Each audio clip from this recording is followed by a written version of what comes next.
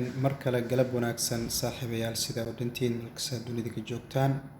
fadlan shaxda markay kusoo gaarto daabo inaad daawato ama fiirsato waxay kaa saacidaysaa inaad shaxda wax badan ka fahamto ama waxaa ku darto ama sideeda aad ku qaadato tan kale shaxdaani guud ahaan waxay ka turjumaysaa codsiga page-keena asxaabta ku xiran taasoo ahayd in jaalayaal lasoo sameeyo hadda ka horna sidaa ogtiin jaalayaal ayaan soo sameynay jaalayaashaasoo gebi ahaantooda ahayd 4 kooxood oo keliya 4 kooxoodna waan guuleysanay oo diskeedana wuxuu ahaa $1236 balse reform ayay naga noqdeen reformkana badan lacag badan laguma helo laakiin tan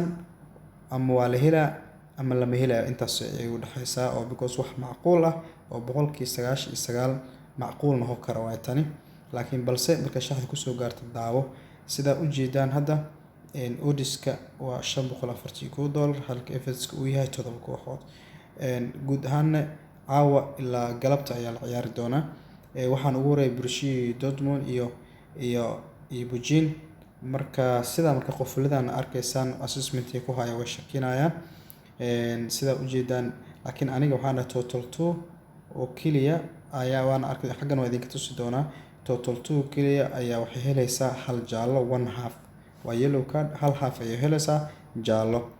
marka inta badan waxaa ku fahmi kartaa shaxaha inta badan ay ka shakinayaan inay win noqon karto 1x waxaa ku ogaanaysaa saad markaa dhoo kale maxaa u jeeda from 0.3 to $2 waa $2 only 30 senti ugu yar meesha ugu yar oo lacag lagu galo oo 1x iyo lacagta ugu badan ay nooga dhigeen $2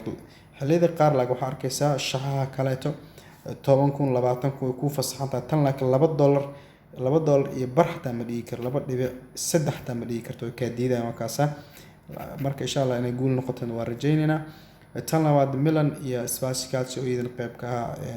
jaalayaasha aan soo xulanay ayaa waxaan dhahnay total 1 oo ah Milan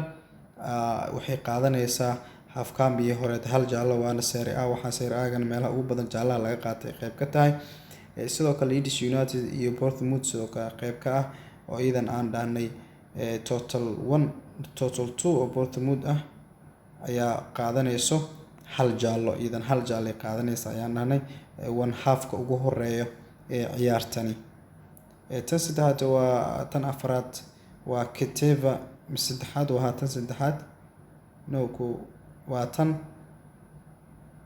waa tan afraad aan dhahe waa tan afraad waa Keteva iyo Cadiz oo iyadan ciyaaraha caawa dhacay qayb ka ah tan marka waxaan dhahnay soo laabanayna Keteva iyo Cadiz waxaan dhahnay ciyaar qayb ka tahay ciyaar caawa dhacayo yellow card half-tooga ama half cambi dambo ayaa waxaa ma imaanayaan dhahnay 5 jaalo minus waa 4 deed timaad xataa reform waaye laakiin 5 inay timaad loo soo noqon karna 5 jaalo ma imaana insha Allah inay imaan arjina marka adeena hadda aaminsan tahay inaysan imaanin 4 oo kale ama saas oo kale loo ujeeda lacag kor saarna ka sii badan laakiin inta idin soo xulay sidoo kale Atlanta iyo Napoli oo isagana big game waan is ilaalinaya Serie A waaye waa kulan big game na wuu yahay marka tan sidoo kale waxaan isticmaalnaa waxaan dhahnaa half cambi labaad ma imaanayo sida u jeedaan waxa 3.5 taas waa 4 jaala loo jeedaa under da aragtidna way ka yar ka hooseeya laga wadaa waa under 3.5 sida u jeedaan waa 1.6 yasaar 4 jaala ma imaanayso Barcelona iyo UD Armenia sidoo kale iidan waxaan dhahnay maadaama Barcelona koox eedan ay 100% ay ka adag tahay iidan waxaan leenahay half cambi labaad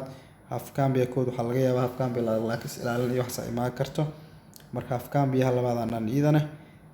4 jaalo ma imaanayo saddexdaas 4 ay u dhigantaa 3 deed timaada reform waa 4 deed timaada loo soo noqon doonto insha Allah inaan ka guuleysan doono Argentina waxa ugu dambeeyay Manchester City iyo Fulham oo tan waxaan maadaama ciyaarada Fulhamna koox iska dhib badan ay tahay marka isku dhac uu imaan karaa marka Manchester City waxaan dhahnay half cambi hore waxay qaadanaysaa hal jaalo maybe hadda laba qaadato waa 100% hal jaalo haday qaadatana waxaa imaanayso reform marka intaas ayaan ku soo xireynaa guud ahaan shaxdeena jaalayaasha marka koodkeedana waa kaasa guuleysta saaxiibayaal.